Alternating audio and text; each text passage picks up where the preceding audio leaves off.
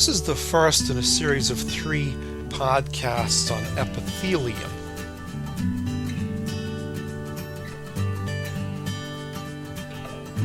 Epithelium is the first of the 4 basic tissue types that we're going to study in our course. Obviously there's epithelium, there's connective tissue, there's muscle, and there's nerve. And of course these 4 basic tissue types come together to form all of the organs in the body.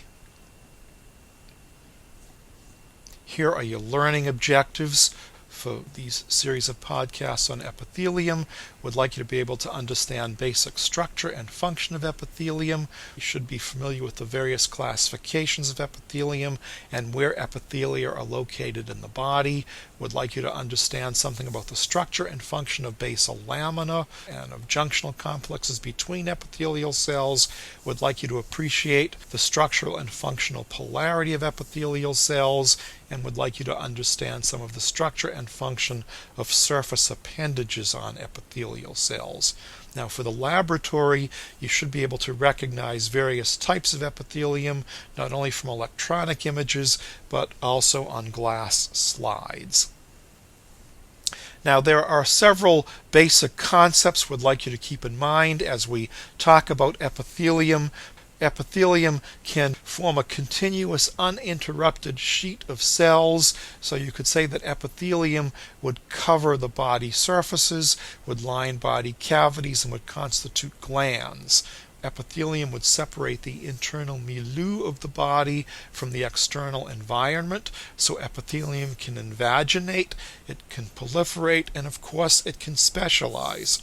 Epithelium plays an important role in homeostasis, so it can regulate the content of the internal milieu, not only of individual organs, but of the body at large. Epithelium can function as a barrier, so it can be involved in selective transport across a surface of the body. It can function in various transport capabilities and in permeability. So this simple-minded cartoon that we've drawn, imagine a cell dividing and forming, in this case, a ball of cells. But let's just say this ball of cells represents an organ or even an entire organism. You might imagine that surface cells might specialize and perform a different function than the cells internal to the organ. You might imagine, for example, these cells on the surface might function to prevent transport of material across the surface, or the epithelium might function to allow material to cross the surface in either direction, so it could allow material to move into or out of an organ. 3 principal characteristics of epithelium. They're closely opposed to and adhere to one another by means of specific cell-to-cell adhesion molecules. These molecules can form specialized junctions, and we will look at these in a little bit. Epithelium can exhibit a functional and morphologic polarity, so different functions can be associated with 3 distinct surface domains on epithelium. We're going to come to talk about an apical domain or a free surface domain on epithelium. We'll talk about a lateral domain, that would be a cell-to-cell surface domain on epithelium, and we'll talk about a basal domain, that would be the area of epithelium that might rest on an underlying basement membrane or basal lamina. Basal surface is usually attached to an underlying basement membrane. We'll talk about this in some detail later, and epithelial cells will contribute to the synthesis of basal lamina, as will cells of underlying connective tissue. In special situations, epithelial cells lack a free surface. We might talk about, for example, epithelioid tissue. These are epithelial cells that lack a free surface, and for example, endocrine glands don't have a free surface necessarily. They secrete into the blood system. The thymus is another example of an epithelioid type tissue where there's not a free surface. Some common features of all epithelia. Epithelia are highly cellular. There may be many identical cells in an epithelial sheet, but with little extracellular matrix materials. Epithelia are almost always avascular, that is, they don't have a blood supply, so to get nutrients there has to be diffusion. Now, there are a couple of exceptions to this, notably the stria vascularis in the inner ear is an exception to this, and we will talk about this epithelium much later in the course. Epithelium may have a nervous innervation, so there'll be sensory portions to epithelium. Epithelium divide fairly rapidly, so they have a high mitotic index, reflecting a fairly rapid cell cycle time. Epithelium rest on a basement membrane, as we alluded to just a minute ago. Most epithelia lie on a basement membrane, and epithelia contribute to the synthesis of this basement membrane, as do the underlying connective tissue cells. There are junctional complexes between epithelia to attach epithelial cells cell to cell, and maybe also to help attach epithelium to their underlying basement membrane. And epithelia are polarized, and this polarization reflects structure and function, so we often say that the structure reflects the function. As we'll come to understand, epithelia can be polarized for transport, and you might already have a feeling that epithelia may be polarized for processes like endocytosis and exocytosis. Now, every surface of the body can be covered by an unbroken sheet of epithelium. So, for example, you might think of the skin, the epidermis, an epithelium that's lining the outer surface of the body. So every surface of the body covered by an epithelium. But as you think of the GI system, there's an epithelium lining the surfaces of the GI system. So every surface of the body lining by an epithelium, and this epithelium tends to be an unbroken sheet of cells. So the epidermis would be an unbroken sheet of cells. You know that if you abrade or have a break in the epithelial surface, the body will heal itself. Unbroken sheet of epithelium along the GI tract. Likewise, unbroken sheet of epithelium lining the respiratory tract. So here I'm tracing it, the nasal cavity, for example, coming down the pharynx, into the larynx, the trachea, and even going into the lungs to the very smallest alveolar surfaces of the lungs. There's an unbroken sheet of epithelium. Because you might imagine that as you're going down into the very smallest surface of the lungs, or if you go back to this diagram going into the GI tract, you're actually within these organs on the outside of the body. Likewise, there's an unbroken sheet of epithelial cell that's lining the cardiovascular system. So, for example, in the chambers of the heart or in the blood vessels, an unbroken sheet of epithelium. We talk about mesothelium as an epithelium that lines body cavities. So, for example, the visceral pleura, the parietal pleura, the pericardium, the peritoneal cavity, that epithelium would be considered a mesothelium. When we talk about the epithelium lining the cardiovascular system, we talk about an endothelium. So we talk about the epithelium on the surface of the body as the epidermis. Now, epithelia are derived from all of the germ layers. This is a fairly complicated slide.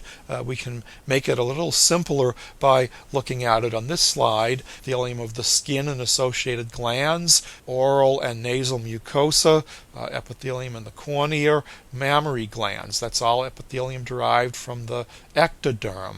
We also know that you have neuroectoderm, so neural crest cells, for example, give rise to adrenal medulla and melanocytes. From the neural tube, you have the retina, the pineal, posterior pituitary, and the ependymal cells lining the central nervous system. From the endoderm, the epithelium of the liver and pancreas, or the epithelium lining the GI tract and respiratory tracts, would come from endoderm. From the mesoderm, linings of the urogenital tracts, so like kidney tubules, reproductive tracts, the endothelial lining of the cardiovascular system, or the mesothelial lining of the body cavities would all be derived from the mesoderm. So, just to make the point, epithelium derived from all of the germ layers in the embryo.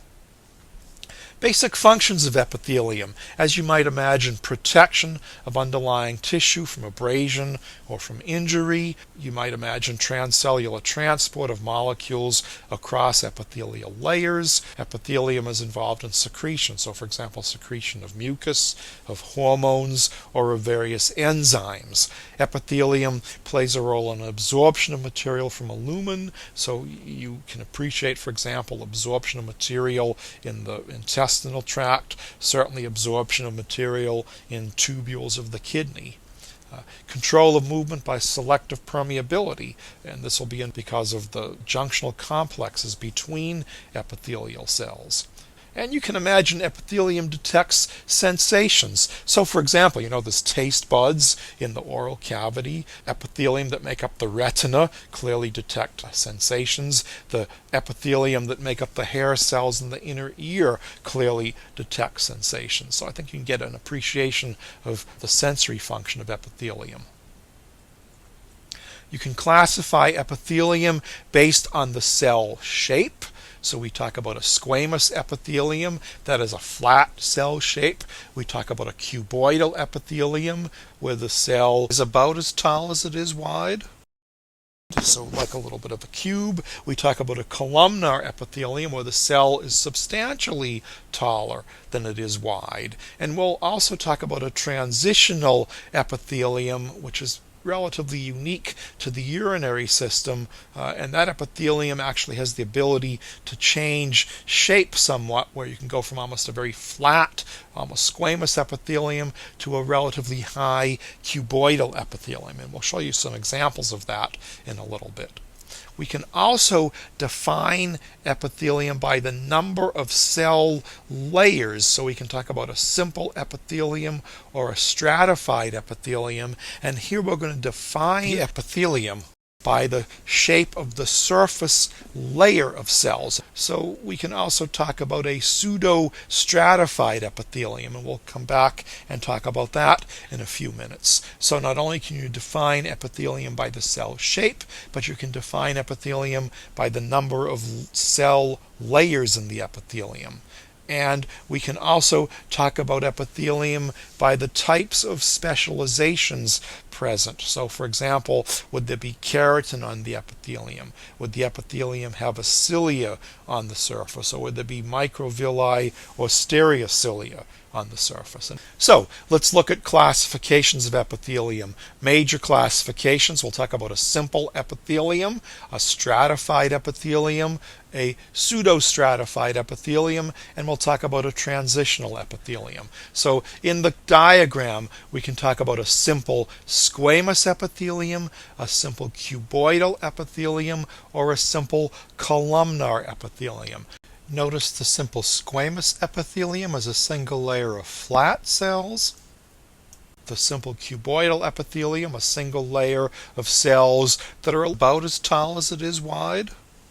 And the simple cuboidal epithelium, a simple layer of cells, a single layer, but the cells are much taller than they are wide. So simple squamous epithelium, for example, the lining of Bowman's capsule in the kidney, the alveoli in the lungs would be a simple squamous epithelium. The mesothelial lining of the body cavity is a simple squamous epithelium. The endothelial lining of blood vessels or lymphatic vessels is an endothelium, but it's a simple squamous epithelium. So if we're talking about the lining of body cavities, we give the simple squamous epithelium, we give it the name mesothelium. If we're talking about the lining of blood vessels, we give that simple squamous epithelium the name endothelium. So these terms, mesothelium, endothelium, just let you understand or know that you're talking about a specific region of the body. The epithelium lining the small exocrine ducts of glands might be a cuboidal epithelium. The germinal epithelium on the ovary would be a simple cuboidal epithelium.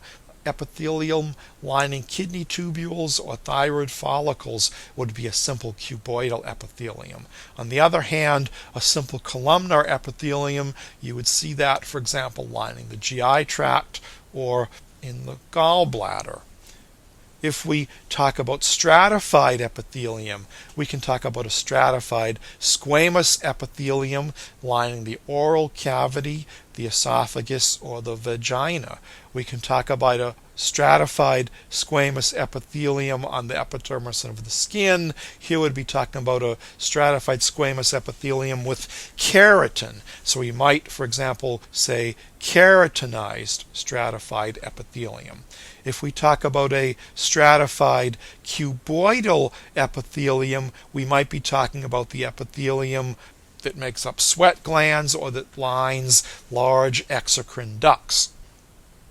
If we talk about a stratified columnar epithelium, we might be talking about epithelium lining the largest exocrine ducts. So here we've got a stratified squamous epithelium, non-keratinized. So as we said, like in the oral cavity or the esophagus or the vagina. A stratified squamous epithelium, keratinized, like on the surface of the skin. And then, as we just mentioned, stratified cuboidal, stratified columnar.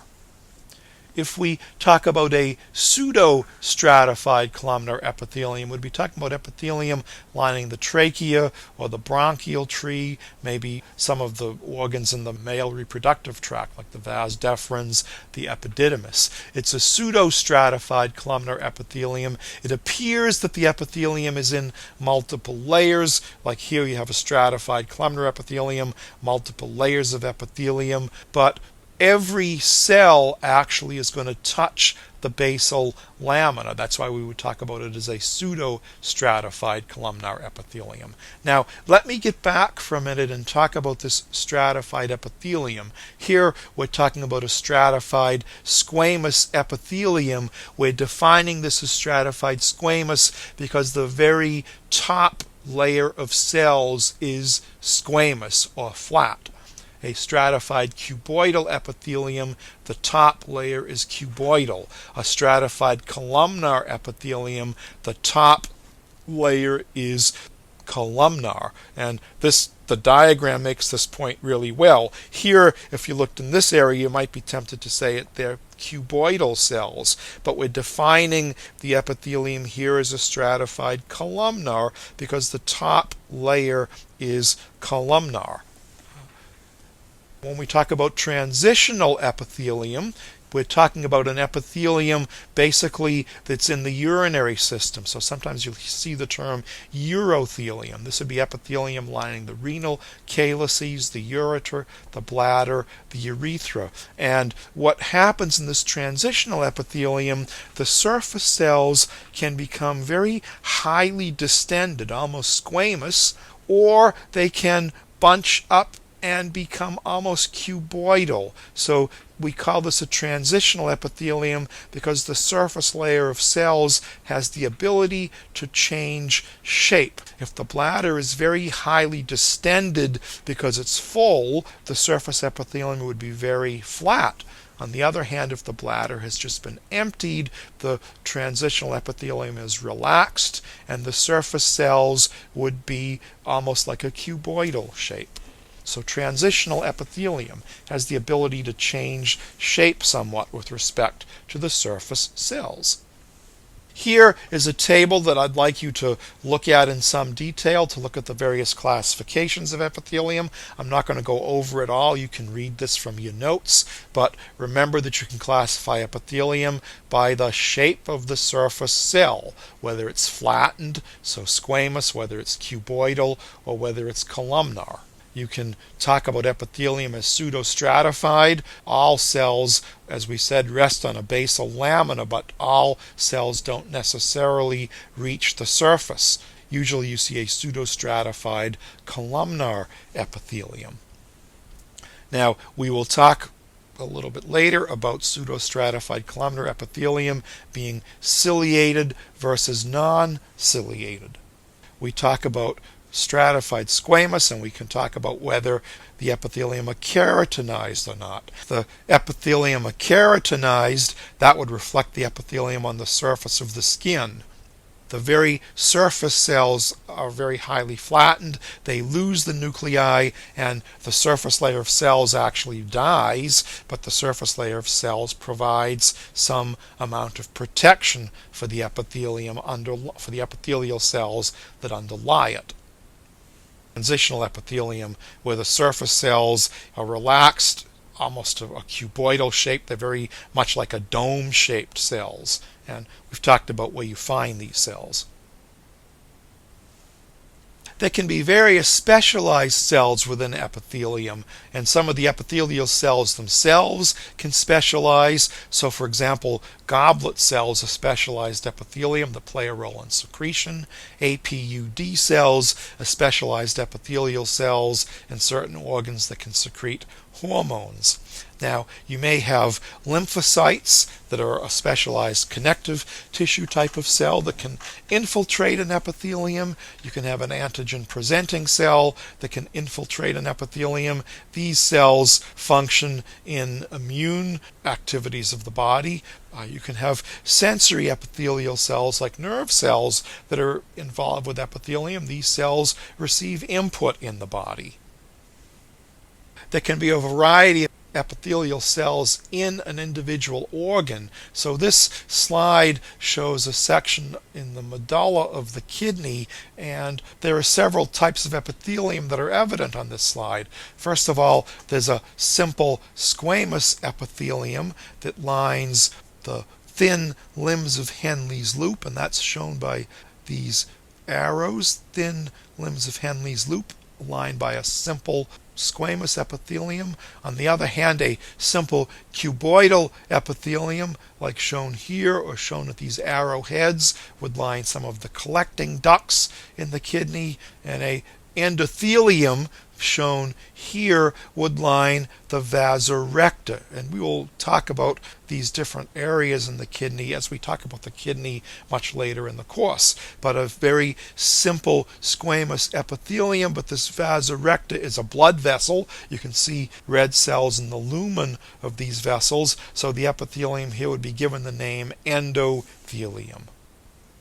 Here's the renal cortex in the kidney, showing a renal corpuscle, simple squamous epithelium lining the parietal layer and visceral layer of Bowman's capsule. Here you can see on the parietal layer the very flat epithelium, the simple squamous epithelium here. More difficult to discern that on the visceral layer of Bowman's capsule.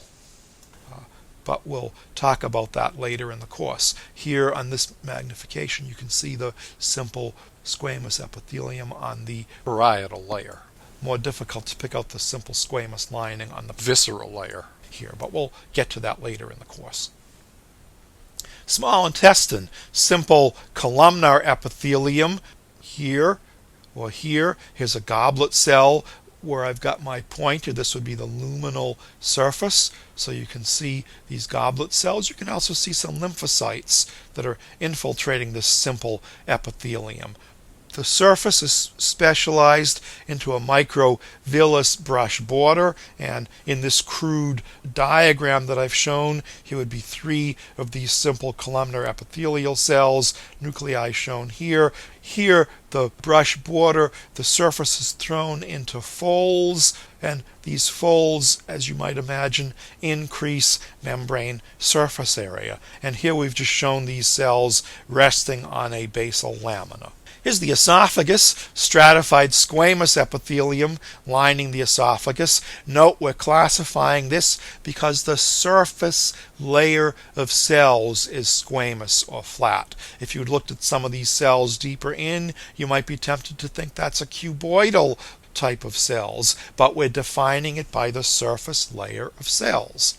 Here's thick skin, a stratified squamous epithelium with keratin, and this entire layer of cells is essentially a dead layer of cells. So the living cells are here on the surface. It's a stratified squamous. It's multiple layers of cells, so it's stratified. It's squamous because the surface cells are flattened, but it's a stratified squamous with keratin because of this pretty substantial keratinized or dead layer of cells on the surface. Here's the dermis of the skin, and we can talk about a stratified cuboidal epithelium on the duct portion of a sweat gland. It's stratified because you can see two layers of epithelial cells. The secretory portion of the gland is a simple cuboidal epithelium. This is deep down in the dermis, the junction between the dermis and hypodermis. This is areas of connective tissue, and we'll get to that later in the course. Right now, I just would like you to recognize the simple cuboidal epithelium on the secretory portion versus the stratified cuboidal on the duct portion of this gland. This stratified epithelium on a sweat gland is sometimes given the name double cuboidal epithelium. Now, at this point, don't worry that you can't necessarily identify this as a sweat gland or that you can't identify this as the dermis and the skin. The course will build on itself, and this will become clearer as you begin to look at more and more of the material in the laboratory. This is an example of the urinary bladder, this transitional epithelium, showing these characteristic dome cells on the surface, on the luminal surface. So this would be the luminal surface. This is where the urine would be coming in contact with this epithelium. We can also define a lamina propria. The lamina propria of the bladder, there's a superficial dense, irregular connective tissue and a deeper, loose connective tissue. So this area is more dense, this area is less dense. And when we talk about a lamina propria, this is going to be a term that you hear repeatedly in the course. Lamina propria is the underlying connective tissue upon which an epithelium rests. As you'll come to understand, most epithelium does rest on a connective tissue or lamina propria. Here's a view of the trachea with a ciliated pseudostratified columnar epithelium. This ciliated pseudostratified columnar epithelium may be given the name respiratory epithelium because it's the only area in the body where you find ciliated pseudostratified columnar epithelium or in the respiratory tract.